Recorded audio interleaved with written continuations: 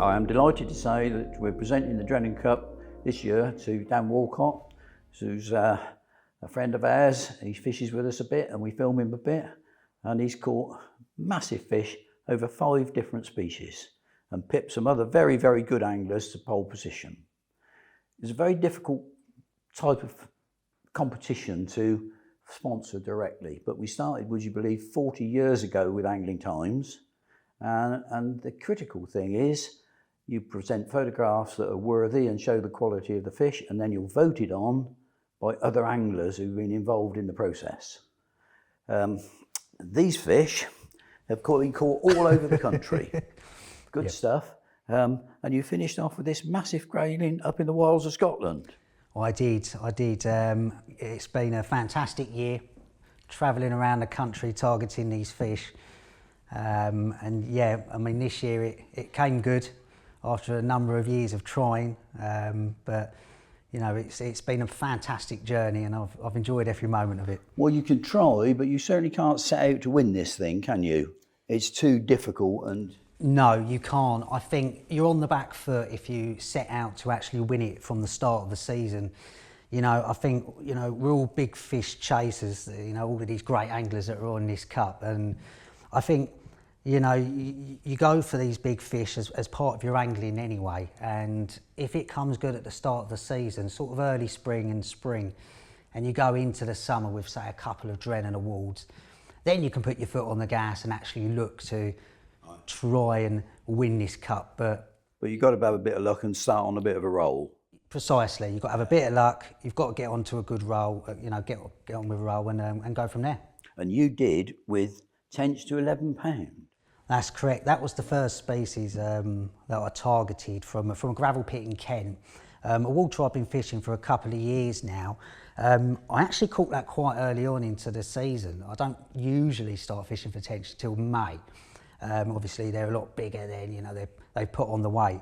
But early season tench can be a lot easier to catch. You haven't got the weed that's the weed growth there, so it's easier to both present a bait. They do wake up and get going quite early, don't they? They do, and they're in good condition. You know, they're only in bad condition once they've actually spawned.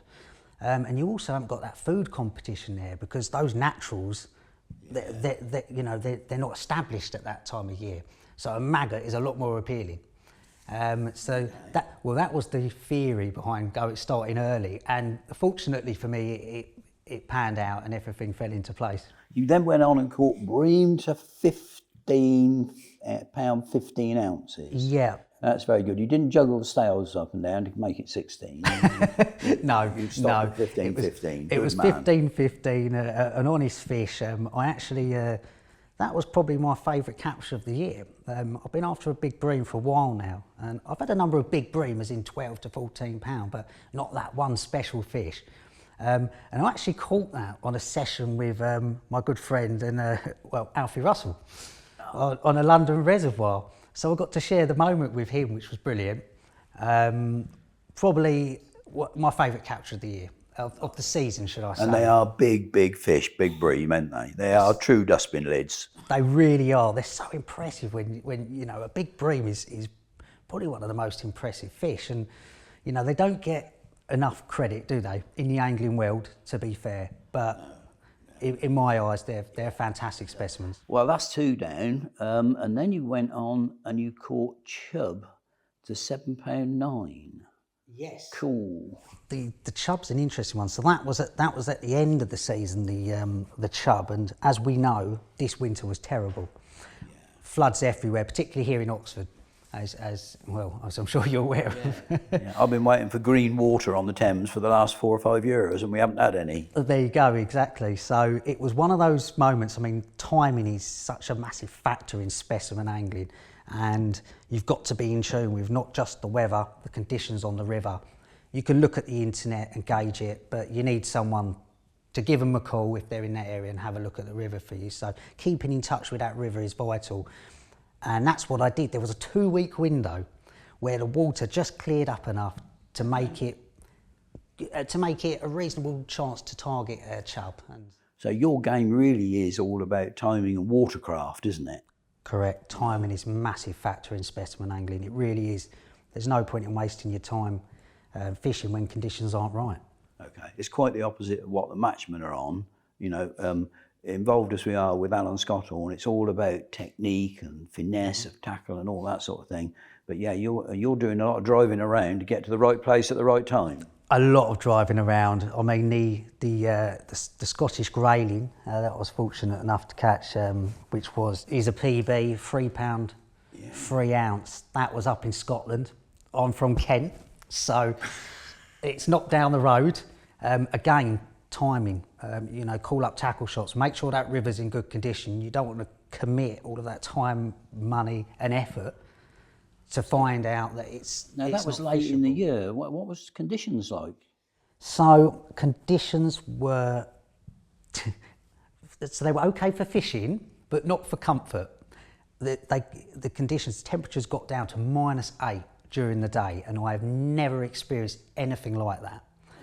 And it's an interesting story because I think we've got a video clip to go with this. So I was trotting with some maggots, as I usually do. I run the float through a swim first with no feed, because you'd be surprising how many fish you get just by doing one trot straight away.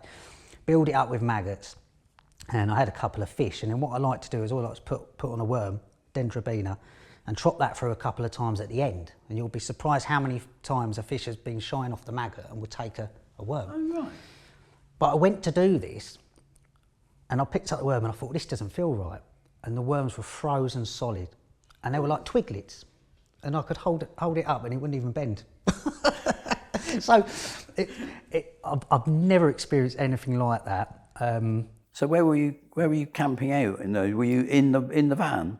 I was sleeping in the car. I like to be close to the river and in touch with it. Also, and the biggest factor was it saved me a lot of money. But you know, you're there on the river, and you know, it was only a little drive to the stretch I was fishing, but it was a lot of research and a lot of walking and a lot of recce's, which I kind of did like the year prior. Okay. So I knew where I was going for the last season, because the season before I had done my homework. So it, you know, it fell So this is into walking place. a decent stretch of river, is it? I mean, what are you talking about? Half a mile? Oh, we're talking the bits I explored and the bits I went to. We're talking a few miles. Oh, okay. And right. these fish are few and far between. There's been quite a lot reported in recent years up in Scotland of these grayling being caught. The reality is they are few and far between. The predation up there, you've got a number of goosander, you've got otters, and if you've got real clarity in the water, these fish are tucked away. They are nearly almost impossible to catch. And bite time is evening or early morning. Ah, okay. That's when they get the confidence to come out. So you need to be, so by being there in the car, sounds bad, sleeping in your fishing kit, just take... Nice and hygienic, yeah, okay, right, yeah. You know, what's the point in looking good when you're fishing? You're only catching fish. Just take your salopettes off and you're ready to go. You know, rather than, if you are staying somewhere, you've got breakfast, you're getting changed, all that. And Oh, yeah, right. so it's not for everyone, No. and I completely get that. Complete pilgrimage in order to catch this grayling, but it was number 4 on the list, and that went down very well. And then you wound up as if you were to prove it wasn't all a fluke with roach to £3.1, still water roach to £3.1. A still water roach. Now I saw a picture of that, and that's probably the prettiest roach I've seen in a very long time. Is that the same one I'm thinking of? I think that might have been the one I caught this season. But Well, another £3. yeah. Okay. But from the same water, but they were both stunning fish, actually from Linney Fisheries, which is not far from the offices we're in today. One of the lakes on there, there's a few big roach in there, but again, not many. There used to be quite a good head of these roach, and then I believe this is true, but this is what I've heard.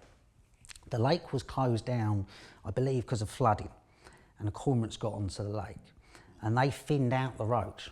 Really? Yeah. And fish up to that size? Well, they took away a lot of the pound fish up to 2 Oh, I pound. see. And then what's happened is it was left. What's left has grown on enormously. Precisely. Yeah, okay. And I did quite a few sessions up there. It was extremely hard fishing.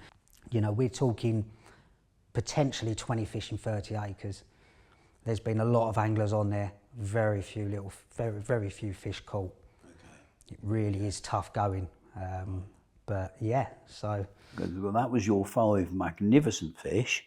And it was a very strong year. You beat Duncan Hayward into second class by the voting. And he had massive barbel and perch and pike to 30 odd pound and pound dace and everything. It was a very, very prolific year for the Drennan Cup, run in conjunction with Angling Times. And it draws the big fish out whilst it keeps their locations secret or semi-secret, so that these specialist anglers don't get inundated with tourists fishing their swims. Congratulations to you, Dan. We are delighted Thank you so much, Pete. to see you win it. Let me get rid of that great big head of fish out the back there.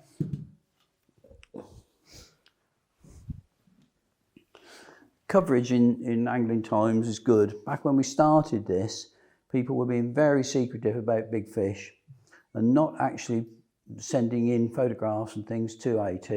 So it's essentially a photographic competition. All Dan's big fish are shown in here.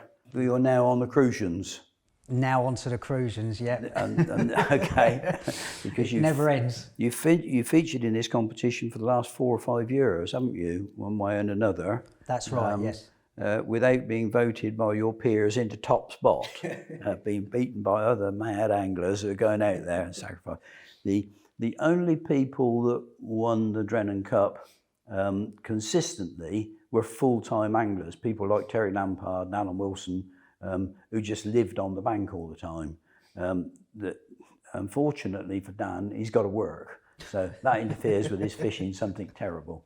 But we are delighted to see him win the Drennan Cup, and as he's starting the year on some big crucians, who knows, he might be there or thereabouts in its 40th year.